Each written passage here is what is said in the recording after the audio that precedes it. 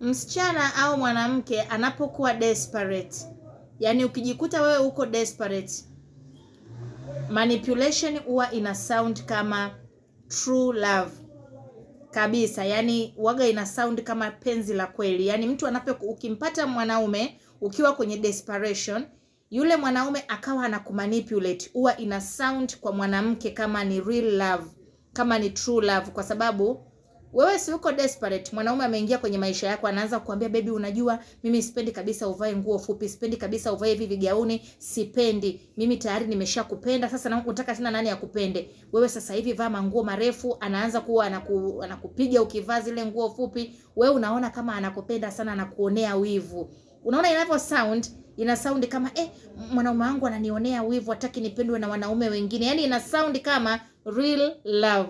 Kwa hiyo mwanamke unatakiwa uhakikishe unapambana, usiwahi kuwa desperate wa mapenzi, utaumia. Lakini kitu kingine ndio hivyo, unakuta mwanaume anakuambia sitaki hao marafiki zako. Yaani unakuta ni marafiki zako ambao ni marafiki wazuri, wewe ulishawaona ni marafiki wazuri, uko nao vizuri, ndio wanakusupport ukiwa na matatizo, ni watu wako wa karibu, hataki kabisa uwe nao. Anakwambia hawa ndio watakao haribu penzi letu. Yaani unajua mapenzi huwa ni ya watu wawili. Hawa naona wanakuja hapa ndio watakao kuvuruga, ndio watakao kushawishi ufanye mambo mabaya. Hawa ndio wanao kufanya wewe utakuwa mwanamke mbaya. Achana nao.